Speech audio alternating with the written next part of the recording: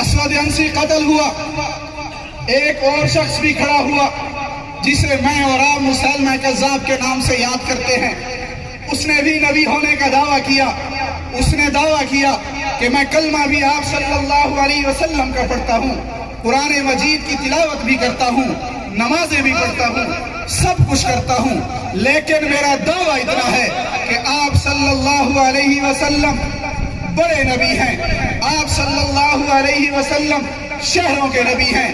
آپ صلی اللہ علیہ وسلم کو نبی بھی مانتا ہوں، لیکن میرا دعویٰ اتنا ہے کہ میں ایک چھوٹا سا نبی ہوں، میں دیہاتوں کا نبی ہوں، لہٰذا مجھے نبی مانا جائے۔ لیکن آپ صلی اللہ علیہ وسلم نے اور آپ صلی اللہ علیہ وسلم کے صحابہ نے اس بات کو قبول نہیں فرمایا۔ صحابہ اکرام نے مسیلمہ کذاب کے خلاف جنگ لڑی، اس ایک جنگ کے اندر 1200 صحابہ اکرام شہید ہوئے۔ تاریخ کو اٹھائیے، صحابہ اکرام کے زمانہ مبارک میں کسی جنگ میں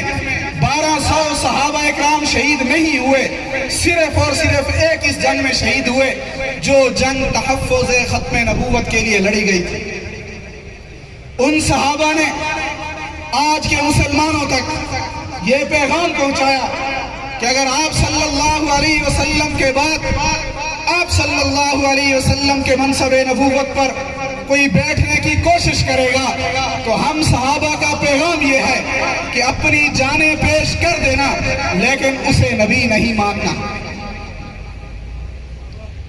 سلسلہ یہ چلتا رہا، ہر زمانے کے اندر لوگ آئے، کسی نے امام مہدی ہونے کا دعویٰ کیا، کسی نے مسیح ہونے کا دعویٰ کیا، کسی نے نبی ہونے کا دعویٰ کیا، لیکن آپ صلی اللہ علیہ وسلم کی اس امت نے ان جھوٹے مدعیان نبوت کا ہر زمانے میں مقابلہ کیا۔ وقت گزرتا گیا، پاکستان بننے سے پہلے ایک ملعون شخص مرزا غلام قادیانی کے نام سے بھی آیا۔ اس نے آ کر انگریز کا خود کاشتہ پودا ہونے کے ناطے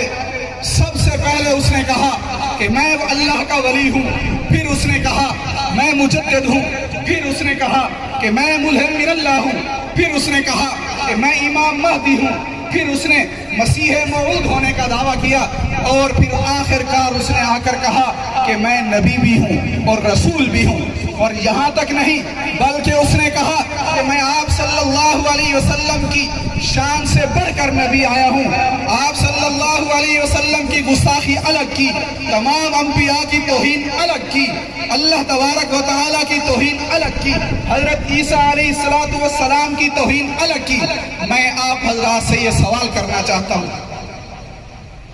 کہ آج تک آپ صلی اللہ علیہ وسلم کے زمانہ مبارک کے بعد جتنے بھی مدعیان نبوت آئے،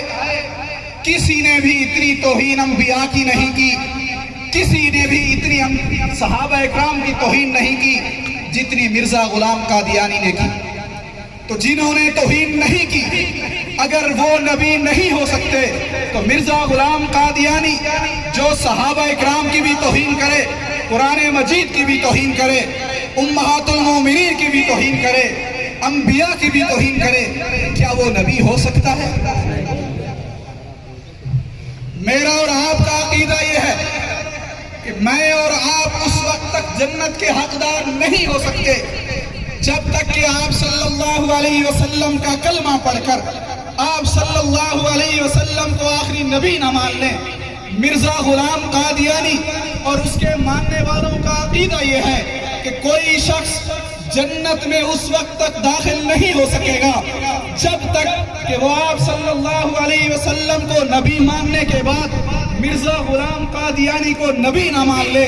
میرا اور آپ کا عقیدہ یہ ہے کہ صحابہ اکرام کا مقام و مرتبہ وہ مقام ہے کہ ان صحابہ کے بعد قیامت تک کوئی شخص وہ مقام و مرتبہ نہیں حاصل کر سکتا، لیکن مرزا غلام قادیانی کے ماننے والوں کا عقیدہ یہ ہے کہ جو لوگ مرزا غلام قادیانی کے زمانے میں اس پر ایمان لے آئے، اس کا کلمہ پڑھا، اس کو نبی مانا، ان کا مقام و مرتبہ وہ ہے جو صحابہ اکرام کا مقام و مرتبہ تھا۔ میرا اور آپ کا عقیدہ یہ ہے کہ آپ صلی اللہ علیہ وسلم کی ازواج مطہرات جو میری اور آپ کی مائیں ہیں، امہات المومنین ہیں، میرا اور آپ کا عقیدہ یہ ہے کہ قیامت کی صبح تک ان کا مقام و مرتبہ کسی کو نہیں دیا جا سکتا. لیکن میں دیکھتا ہوں مرزا غلام قادیانی اور اس کے ماننے والوں کا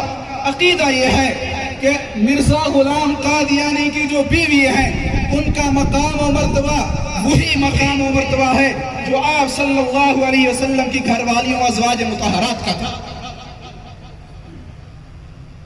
ایسی توہینوں کے بعد کیا یہ شخص اس لائق ہے کہ اسے ایک عام مسلمان مان لیا جائے؟ نبوت تو دور کی بات. آپ حضرات سے درخواست یہ ہے کہ اس فتنے کو پہچانیے، نوجوان نسل تک اس فتنے کے بارے میں بتائیے کہ یہ کتنا خطرناک فتنہ ہے. آج تک کوئی اتنا خطرناک فتنہ اس دنیا میں نہیں آیا جس نے دین بھی بدل دیا، نبوت کے پر قبضہ کرنے کی کوشش کی، صحابہ اکرام کی بھی توہین کی، قرآن مجید کی بھی توہین کی. آپ حضرات اس مجلس میں بیٹھ کر اپنے ان اکابرین کے ساتھ یہ وعدہ کرتے ہیں کہ قیامت کی صبح تک جب تک زندگی کا آخری سانس اس جسم کے اندر موجود ہے فتنہ قادیانیت کا تعاقب کیا جائے گا، کریں گے. اور آپ صلی اللہ علیہ وسلم کی ختم نبوت کا پیغام گھر گھر پہنچائیں گے. وآخر دعوانا الحمدللہ رب العالمین.